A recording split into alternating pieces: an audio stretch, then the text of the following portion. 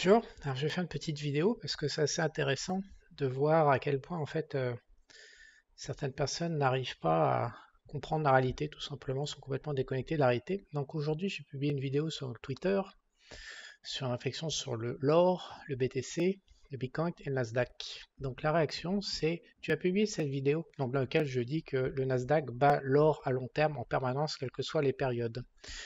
Ce qui est vrai, c'est impossible à prouver le contraire. Donc, dans une première réaction, tu as publié cette vidéo il y a 2 ans, tu as changé d'avis. Alors évidemment, sur les marchés financiers, en permanence, nous devons changer d'avis. Donc ça doit être une personne qui n'est pas très connectée à la réalité des marchés.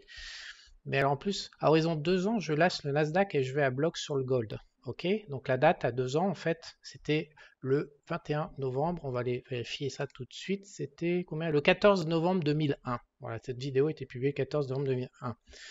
Je sais pas, quand on a un cerveau un minimum, quoi, qu'on veut tester les gens, on veut qu'on apporte des arguments sur la table, on se donne la peine de regarder la réalité. Donc cette personne, a priori, n'a pas pu être, enfin, n'a pas les capacités à regarder la réalité, donc je vais le faire à sa place.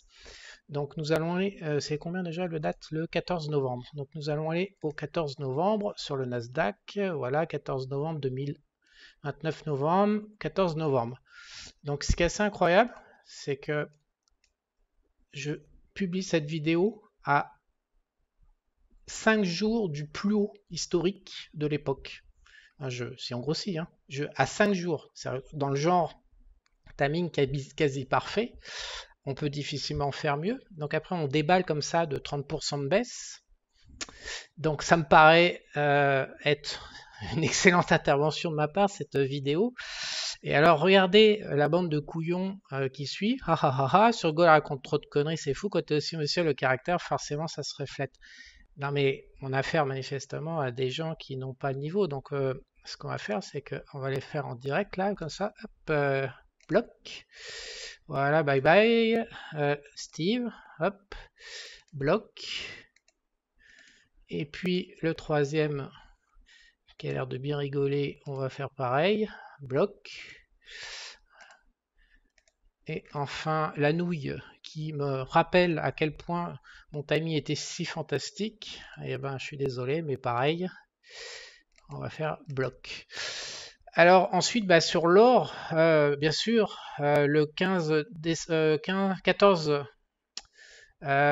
novembre 2021, aller à bloc sur l'or, moi j'étais un petit peu déçu par le comportement de l'or après ça. On était à peu près flat jusqu'à ce qu'on retrouve un. Non, on a fait un peu la hausse.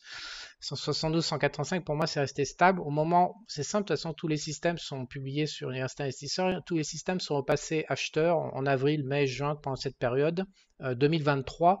Et l'or, honnêtement, je trouve, n'a pas servi.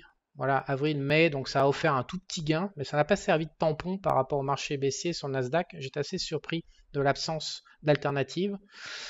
Et aujourd'hui, je suis encore plus surpris par cette patte haussière. Je m'attendais plutôt à une patte baissière, même si cette patte haussière ne représente rien par rapport à la patte haussière qui a suivi son Nasdaq, encore une fois, en valeur relative.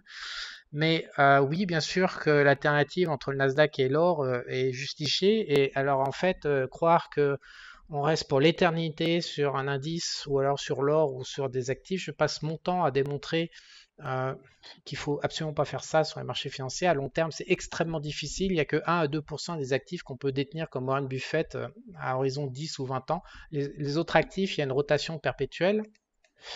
Donc on a affaire soit en fait à des marchés de matières premières donc qui sont stables pendant des années.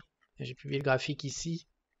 Euh, et puis qu'après ils balancent un phénomène. Voilà, ça, c'est typiquement les matières premières, donc il faut rester en dehors, et puis tout d'un coup, il y a un marché parabolique qui part, et puis après, ça s'explose la tête et ça redescend. Donc ça, c'est le premier type de marché, voilà, donc ça continue actuellement. On a l'exemple parfait sur le cocoa en ce moment. Ou alors, la plupart du temps, en fait, on a des accélérations, et puis ça, sur Apple, donc on est revenu 1 an en arrière, et actuellement sur Tesla, on est 4 ans en arrière. Donc c'est extrêmement compliqué de détenir à long terme des actifs. Donc oui, il faut en permanence bien sûr changer d'avis et être spécialisé sur la rotation des classes d'assets, la rotation sectorielle ou la rotation des cycles global macro à plus long terme ou alors des cycles monétaristes. Oui, bien sûr, il faut être en permanence, faut arbitrer pour moi entre pas trop insister et insister un petit peu. C'est assez compliqué. La plupart du temps, bien sûr, on va subir des erreurs, mais c'est inévitable. Ah, ce que je retiens en fait de ces commentaires là, des quatre nouilles qui sont venus ce soir, essayer de chauffer, c'est que il y a une interview qui est programmée pour être publiée dans 4 jours avec Loïc Abadi où on a parlé de ça. Il y a une incapacité assez massive des gens aujourd'hui à évaluer ce qu'ils sont en train de raconter, ce qui sort de leur bouche, à évaluer les concepts, à évaluer les propositions, à évaluer les promesses faites par les femmes, par l'État, euh, par les entreprises, par les penseurs aussi, par les concepts. Il y a une incapacité totale à évaluer. Loïc répondait aussi pour la diététique. En fait, les gens plaquent euh, des concepts de société, tout, tout chauffé par les élites, tout programmé par les élites. Ils plaquent ça sur la réalité et ils n'arrivent pas à écouter, vous n'arrivez pas à regarder la réalité réelle en fait. Ils vivent dans une espèce d'univers parallèle. Euh, je sais pas en fait, je me demande moi. C'est marrant que cette scène ait lieu ce soir parce qu'aujourd'hui je réfléchis à ça. J'ai fait l'interview de Loïc hier, j'ai réfléchi à ça aujourd'hui et je me disais que j'allais peut-être communiquer plus dans l'année qui vient sur ce sujet précisément pour essayer d'augmenter.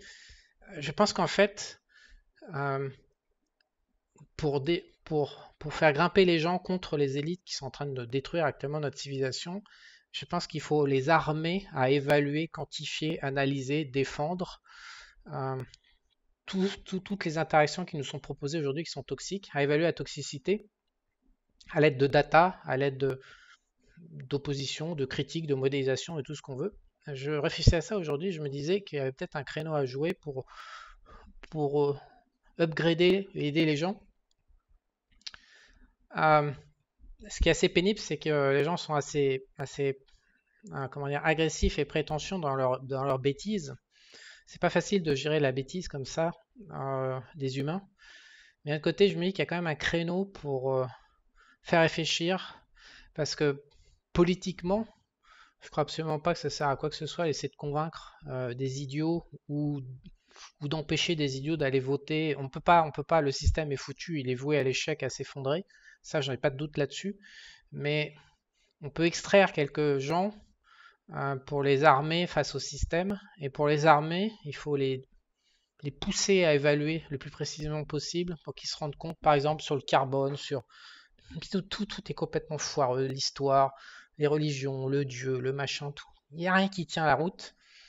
Et en fait, c'est pas de dénoncer ou d'expliquer que ça tient pas la route et de montrer, c'est plutôt de montrer comment évaluer que ça ne tient pas la route. Je réfléchis à ça aujourd'hui et c'est marrant que tous ces commentaires arrivent ce soir parce qu'ils sont pile dans mon jeu. Ça doit être un signe de la matrice qui dit vas-y Charles, est-ce que tu as bien réfléchi que tu vas devoir t'enquiller tous ces cons là?